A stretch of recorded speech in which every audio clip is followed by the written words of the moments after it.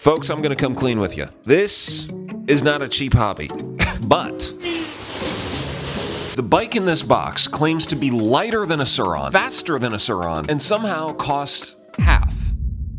This bike is called the HappyRun G300 Pro. It is the cheapest Surron-sized bike I could find on the market, and on their website it says it goes 50 miles per hour. We will test that shortly. A bunch of you guys have asked me to review this bike, and I've been curious about it for a while, and then I got an email from HappyRun wanting to sponsor a video on the channel specifically about the G300. Now you guys know I don't do a ton of sponsorships, so I told them I'd be happy to work together, but I need to be completely honest about this bike in the video. They said that was fine, they still wanted to sponsor the video, and they kind of let me do whatever I wanted with this video. So shout out to HappyRun for supporting creators. Not a lot of companies are willing to do that. Now my first question with any inexpensive bike is, where did they save the money? Because there are smart ways to save money building a bike, and then there are dangerous ways. The frame is this one-piece design. So the frame and subframe is just one big rigid box. The welds look actually surprisingly really good. It has an actual moto-style headset, which is great. On first glance, I don't think this thing is gonna snap in half. However, we will be testing that. Next thing I look to is the suspension. Bike companies can save a lot of money by putting low-end suspension on their bikes. This fork is not the highest end thing you can get, but it does have damping and rebound adjustment, and structurally, this thing looks solid, which is kind of the most important part. The rear shock, this is nearly as big as the shock on my Ultra B. This thing is massive. We'll see how the suspension actually feels when we get it mounted up, but as far as safety goes,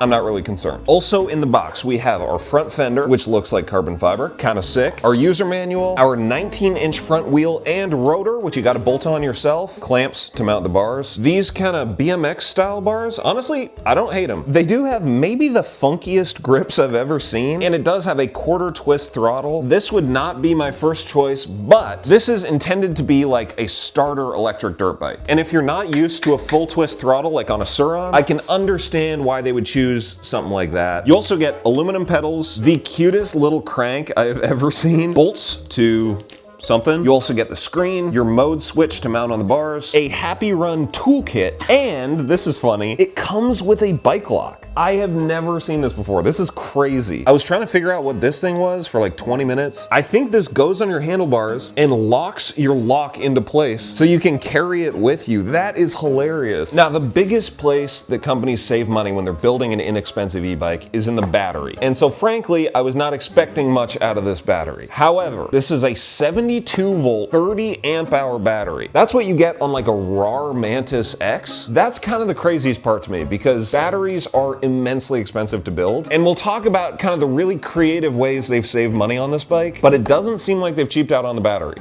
which is kind of sick. Now, HappyRun is framing this bike as kind of the ideal starter bike for people who want the power of a Surron but don't want to spend all the money on a Surron. That tells me a lot of the buyers are probably gonna be first-time bike owners, which means they might not have all the tools they need. So as always, I'm gonna attempt to build up this entire bike using only the tools that came with the bike. If it can't be done, that's a problem.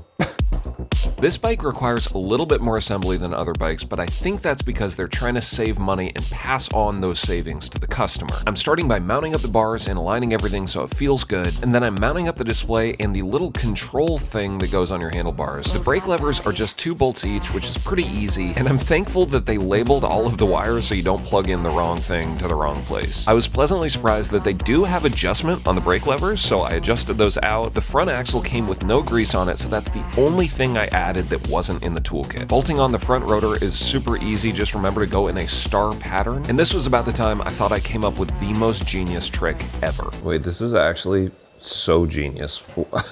Actually, that's just so much faster. What am I talking about? Mounting up the front wheel is exactly how you do it on a Surron or an e-ride, and I'm glad they used a true through axle rather than a cheaper alternative. Mounting up the rear shock might seem intimidating, but it's like 2 bolts, and I tightened everything down using the included wrench and Allen keys. I thought the bike was done, and then I remembered there are pedals that you have to put on it. I'm not a good bike mechanic, but this was pretty straightforward, and luckily I got to use a version of my special rotor bolt trick to tighten down the pedals. Oh, that's actually way more comfortable than I expected. It kind of feels like a really upright Surron. Okay, how do I turn this thing on? Basic steps for riding. Oh, I need to turn on the battery. What? Well, that explains the 2 different sets of keys you get. Yup. Whoa. Hold on. The key that you use to turn on the battery, it folds flat. You see that? And then the handle folds over, and then...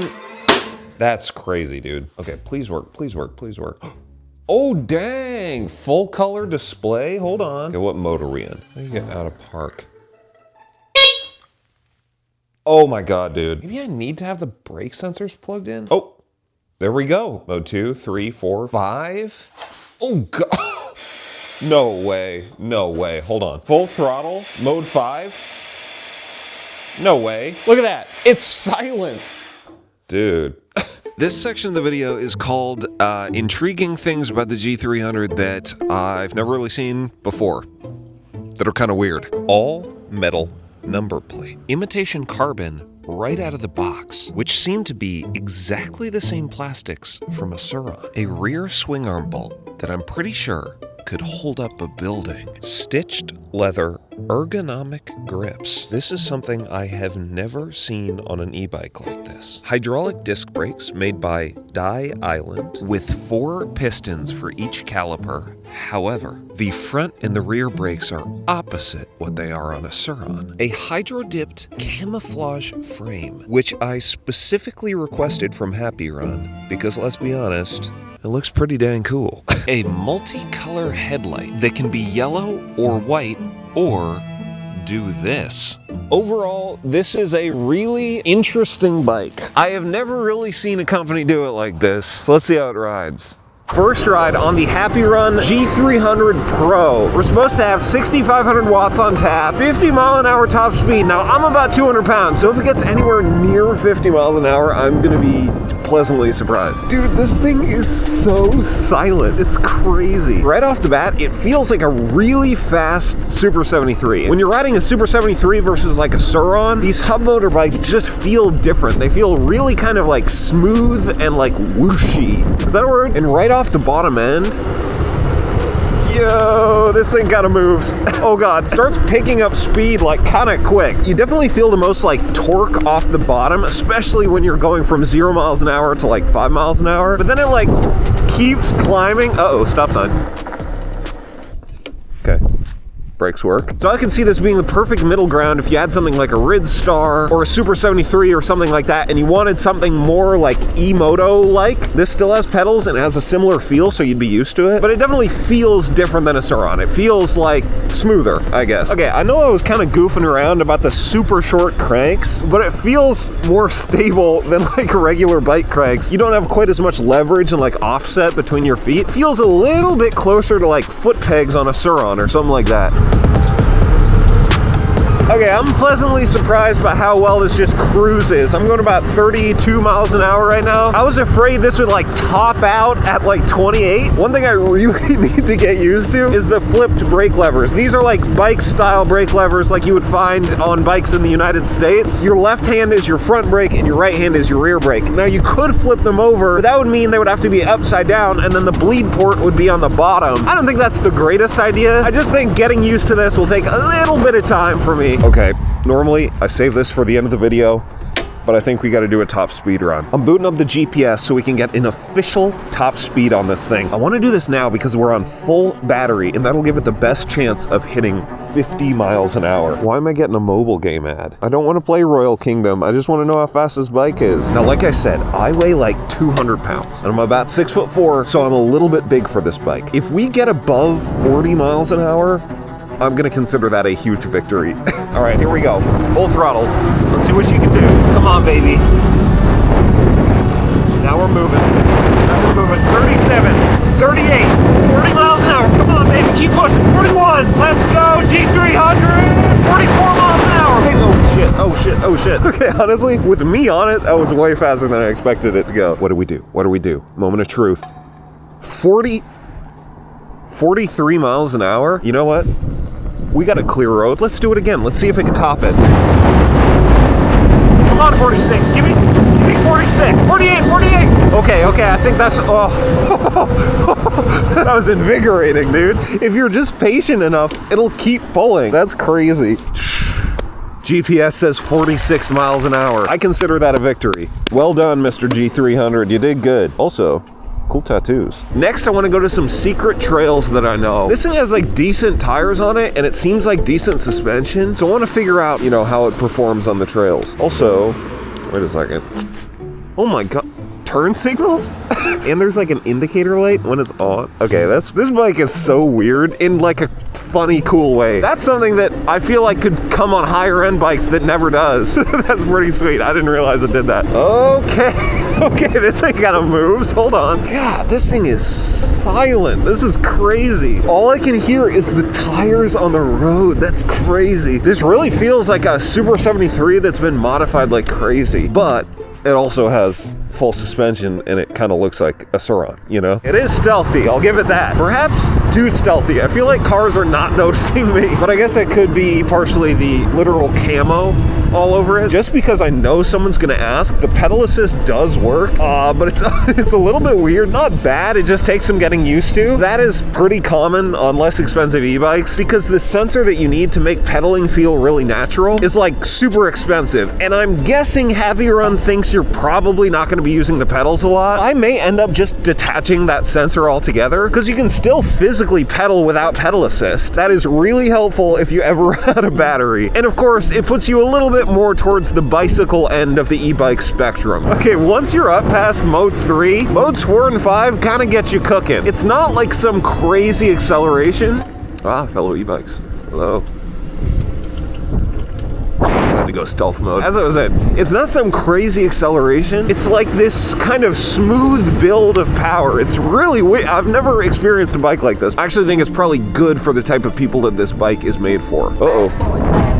Hello, don't mind me. We have arrived at the trailhead. This path is gonna lead us into the woods, and it starts easy, but it just gets harder. We're gonna see how far this thing makes it. All right, I wanna get bucked off the back of this thing, so I'm going mode 3. Also, I haven't figured out what this stuff means, but I guess it looks cool. I gotta remember to ride this like a mountain bike. My left finger, oh!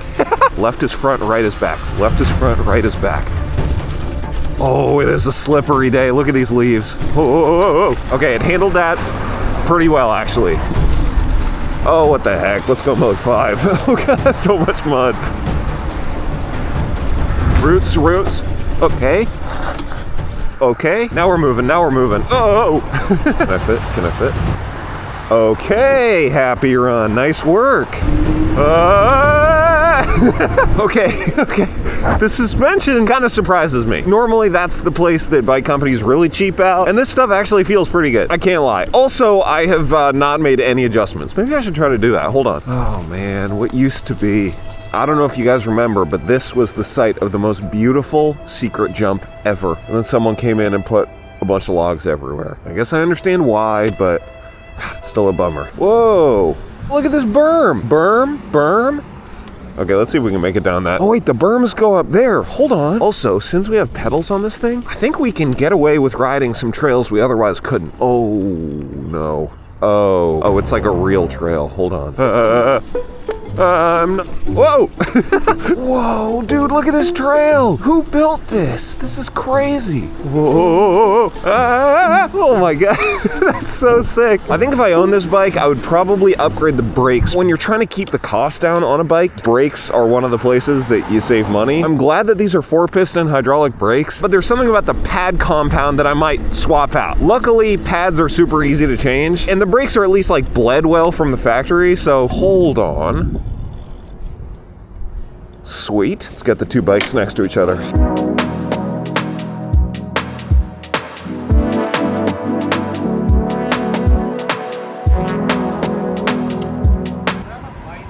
Dude, I am so pissed off. I thought I was recording. A guy came up and he was like, is that an e-bike or a motorcycle? He said he was thinking about getting an e-bike, and it seemed like he was interested in this based on how it looks, which I think is a big selling point of this bike. It looks like an e-moto, but it has operable pedals. As we've seen, it can go like 50 miles an hour. I'm too heavy to hit the full 50, but I asked the guy if he wanted to ride it, and he said maybe in better weather, which honestly is smart. This is really slippery out right now. Oh, what is this? Another trail? Hold on, this looks fun. How far up does this trail go? They had a mountain bike race in this park like a couple weeks ago. I wonder if this is the trail. Am I going backwards or forwards on this trail? Whoa. Okay, it has more grip than I'm giving it credit for. I think I'm just scared because it's slippery, but these tires are pretty grippy. Go, go, go! Ah! It handled that mud pretty well. Jump! Whoop. Woo! Okay, I think in the right hands, this thing could be pretty capable. I don't know if I'm the right hands, but it seems to handle those trails just fine. I've probably been riding like 10 miles-ish so far, and when I'm not on the throttle, it says I have 3 out of 5 bars on the battery. Bikes in this price range normally have really low range because the batteries are kind of the most expensive part of building a bike. Everything else in this like price category can maybe go 20 miles on throttle only. This seems on track to maybe hit 25, maybe 30 miles if you're in mode 2 or 3. It definitely helps that it's a pretty light bike. And a 7230 is actually a decently big battery, so I'm curious to see how far we can make it on this thing before it completely dies.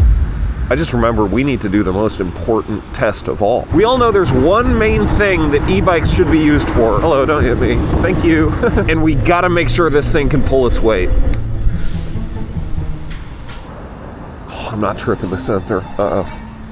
Hey, hi, I see you now. Sorry, I didn't know if I was tripping the sensor or not. Zero with streamer? Yes, please, that would be awesome. Alright, please go forward. Thank you. Man, these guys are the best. How's your day going? Oh, Logan Taylor. Just my, yeah. Have a great day. That's funny. Last week he asked me what my channel was, and I was like, oh, it's just my name. It's just Logan. So I guess now he's really gonna look it up. Man, those guys are the best. Everyone who works at that Taco Bell is my friend. I love them so much. And hey, the HappyRun G300 Pro can successfully retrieve a dirty Baja Zero from the Taco Bell drive-thru. That's huge, man. Okay, while we delight in this delicious Baja Blast, I think it's a good time to mention 2 things that HappyRun wanted me to mention that I also think are really good things to mention. Number 1, they really wanted me to remind you guys that even though this has pedals and it goes 50 miles an hour, you need to be safe. Always wear a helmet, obey your local laws. These things are fun, but they want you to stay safe. I think that's a really good reminder. Thing number 2, around the time that this video releases, they have a Black Friday sale going on. I think they have a couple different promotions. Obviously, the one I want you to use is code LOGANG. If you're gonna buy this bike, that'll give you a discount. That helps support the channel at no extra cost. Actually, at negative cost. It saves you money, so it's a win-win. Overall, HappyRun has been really great about letting me kind of do whatever I want with this video, which, as I mentioned before, is incredibly rare for companies to do. So huge shout out to them. If you're interested in this bike, use code LOGANG at checkout. You'll save a lot of money. Hold the freaking phone, guys. I just realized there is a Baja Blast size gap in between the seat and the battery cover. Are you joking me? Built-in Baja holder? This is what every bike on the market is missing. I'm gonna say it, in the Baja Blast department, HappyRun knocked it out of the park with this bike. Look at this. You just grab it, take a little sip, then back in the cup holder it goes. Okay, I guess you kind of do have to squish it. But you know what? No other bike is doing that. Here's what I'll say about the G300 that I think is really good. Number 1, range seems to be really good for a bike in this price bracket. It looks pretty cool. It looks like an E-Moto. It is super, super quiet and stealthy. I mean, it's extra stealthy with the, camouflage on it. And it's inexpensive. Compared to everything else on the market that's this size, this is a pretty screaming deal. You gotta understand, like, this bike isn't aimed at someone who's gonna buy an Ultra B, but it is aimed at someone who is interested in an Ultra B and wants to get their feet wet in the electric dirt bike market without wiping out their entire bank account. So when we're talking about a bike like this, we need to be specific about the target audience and the positioning of this in the general electric dirt bike market. Oh, also, I forgot to mention, this suspension is like really decent. It is better than any suspension I've experienced in this price bracket of anything. No pun intended, I'm shocked that this shock is so beefy, dude. Overall, given the cost constraints that I'm sure HappyRun has to build a bike for so cheap, they have built something that does legitimately go 50 miles an hour, lets you explore trails. It has a headlight and blinkers, a big battery. I think if you consider this bike for what it is and who it was built for, they have done a pretty dang good job of packing a lot into this bike. Also, Baja cup holder, so bike of the year. New year, new money, but it's the same old me. Need the yard that don't come cheap before I get